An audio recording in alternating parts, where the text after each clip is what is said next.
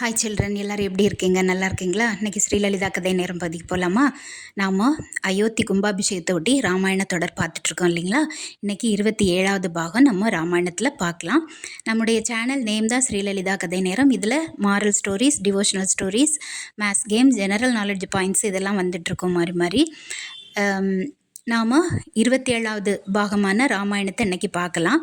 அதற்கு முன்னால் ஸ்ரீராமபிரான மனதார ஒருமுறை பிரார்த்திக்கலாம். ஸ்ரீராம ராம ராமேதி ரமே ராமே மனோரமே சகசரநாம தத்துல்யம் ராமநாம வரானனே. ஸ்ரீராம் ஜெயராம் ஜெய் ஜெயராம். அதாவது நம்ம போன பதிவில் எதில் முடிச்சிருந்தோன்னா, அந்த ஹனுமன் இலங்கைக்கு போய் சேர்ந்து அந்த நாட்டுடைய அழகை ரொம்ப அழகு கண்டு ரொம்ப வியந்துட்டு இருக்கிறாரு இல்லைங்களா? அதில் முடிச்சிருந்தோம். அந்த இரவு நேரத்தில் கூட அந்த இலங்கை அவ்வளவு அழகாக ரொம்ப ஒளி பொருந்தியதாக நல்லா பளிச்சுன்னு இருந்திருக்கு. அந்த மாதிரி ஒரு அழகை அவர் இதுவரைக்கும் எங்கேயுமே பார்த்தது இல்லைங்கிற மாதிரியான ஒரு நகரத்தை கண்டு ரொம்ப வியந்து போய் நிற்கிறாரு.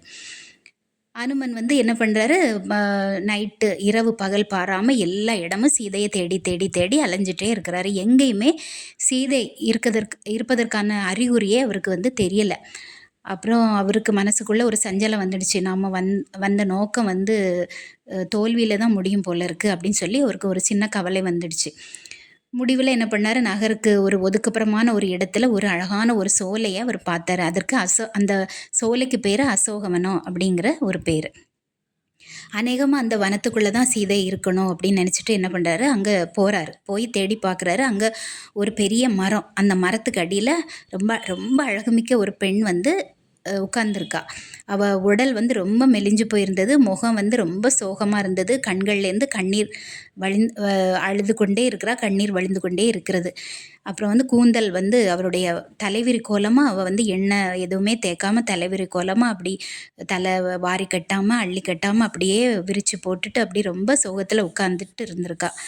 அந்த பொண்ணுக்கு பக்கத்தில் கொஞ்சம் அரக்கிகள்லாம் என்ன பண்ணுறாங்க, கையில் ஆயுதம்லாம் வச்சுக்கிட்டு அவளை எங்கேயும் போக விடாமல் காவல் காத்துட்டு இருந்தாங்க.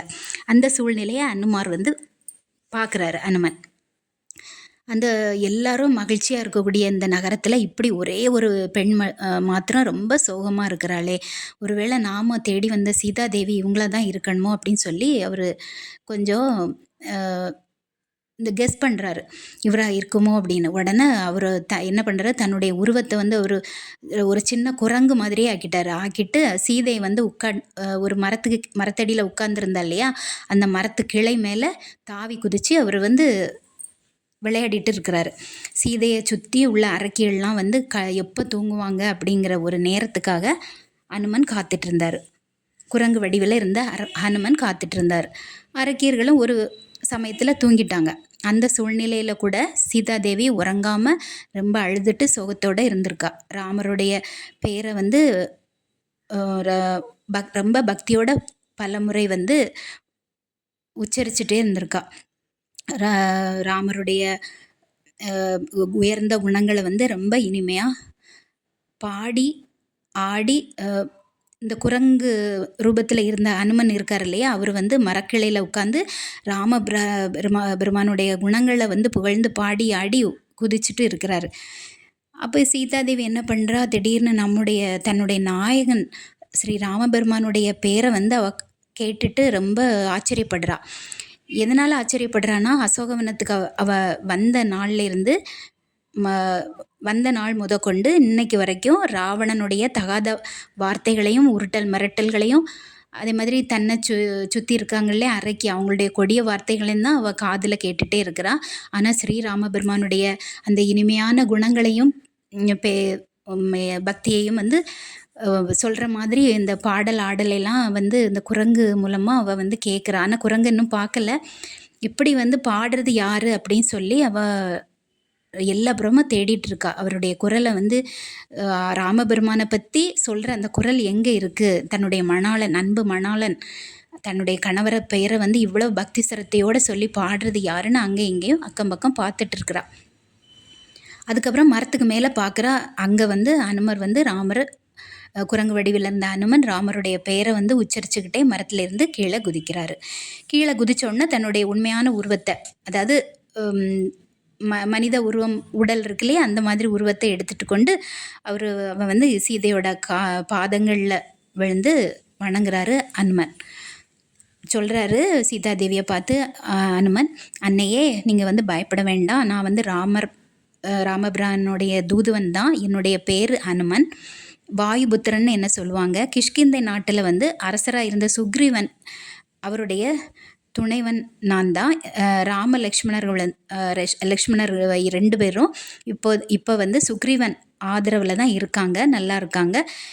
எங்கள் தலைவன் தான் சுக்ரீவன். அவனுடைய நட்புறவு வந்து அவங்க 2 பேருக்கும் ராமர் லக்ஷ்மணருக்கு ஏற்பட்ட உடனே அவருடைய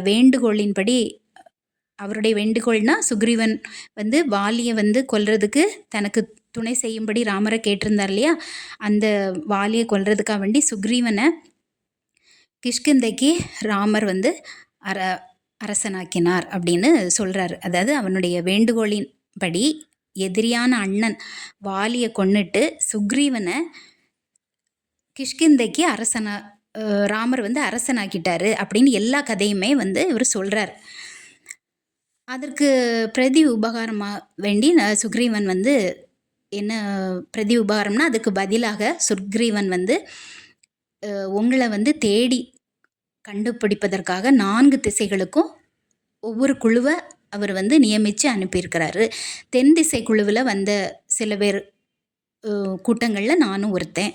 அப்போ என்னோட வந்தவங்கெல்லாம் கடலுக்கு மறுகரையில் இருக்காங்க. நான் வந்து கடலை கடந்து இங்கே வந்துட்டேன். இதோ ராமபிரான் வந்து என்னிடம் அடையாளமாக கொடுத்த முத்திரை மோதிரம் அப்படி சொல்லிட்டு அந்த மோதிரத்தை ரொம்ப பணிவுடனும் இனிமையுடனும் கூறி ராமர் வந்து என்கிட்ட கொடுத்து இந்த கணையாளியை வந்து உங்ககிட்ட தர சொன்னாருன்னு சொல்லி சீதையிடம் கொடுக்குறாரு ஹனுமன். அதை வாங்கி பார்த்த சீதாதேவி வந்து இது ராமருடைய மோதிரம் தான் அப்படின்னு அவளுக்கு தெரியும் இல்லையா. அதை பார்த்துக்கிட்டு ரொம்ப சந்தோஷம், அவளுக்கு ரொம்ப மகிழ்ச்சியோட 2 கண்களிலும் அந்த கணையாளியை ஒற்றி கொண்டா. அதன் பிற்பாடு 2 கைகளாலும் அதை ஏந்தி மார்போடு அணைச்சிட்டு ரொம்ப விம்மி அழறா. இப்போ வந்து அவளுடைய அழுகை வந்து ஆனந்த கண்ணீராக தான் இருந்தது. ராமபிரான் மீது சீதை வைத்துள்ள அந்த பக்தியை பார்த்துட்டு ஹனுமர் ரொம்ப வியந்து போனார். அவர் சொல்கிறாரு சீதாதேவியை பார்த்துட்டு, தாயே அஞ்ச வேண்டாம், பயப்பட வேண்டாம், உங்களை நான் வந்து பார்த்துட்டேன் இல்லையா, இப்போவே போய் நீங்கள் இருக்கக்கூடிய இடத்த ராமபெருமான் கிட்ட சொல்லிடுறேன். அவர் உடனே லக்ஷ்மணரோட சுக்ரீவனின் பெரும் படையுடனும் இங்கே வந்து உங்களை கொடிய ராவணன்கிட்ட இருந்து மீட்டு கொண்டு போயிடுவாங்க. உங்களுடைய துன்பம் எல்லாம் தீர்ந்துடும், நல்ல காலம் பிறந்துடும் சீதைக்கு ரொம்ப ஆஞ்சநேயர் அனுமன் வந்து ஆறுதல் சொல்கிறாரு. அனுமனுடைய அந்த ஆறுதல் மொழிகளால் ரொம்ப சீதாதேவி ஒரு மனசுக்கு ஒரு தெம்பாக இருந்தது. அவர் பேசிய விதம்லாம் ரொம்ப அவளுக்கு பிடிச்சிருந்தது. அனுமனை பாராட்டினா. சொல்லின் செல்வன் அப்படிங்கிற பட்டம் கூட அனுமனுக்கு அவ கொடுத்தா. அதே மாதிரி இவளை பார்த்தது ராமபெருமான் வந்து கணையாளி கொடுத்து விட்டார் இல்லையா, அதே மாதிரி சீதாதேவி அனுமன் தன்னை பார்த்துட்டு போயிருக்கிறாரு அப்படிங்கிறத உறுதிப்படுத்துறதுக்காக அவகிட்ட இருந்த சூடாமணியை வந்து அடையாள பொருளாக அனுமர்கிட்ட கொடுத்து ராமபிரான் கிட்ட நீங்கள் அதை கொடுத்துடுங்க அப்படின்னு அனுமன் கிட்ட கொடுக்குறா. அனுமரும் சீதையை பார்த்ததுக்கு அதுதானே அடையாளம், அதை பக்தியோடு வாங்கிட்டு அவர் கிளம்புறாரு.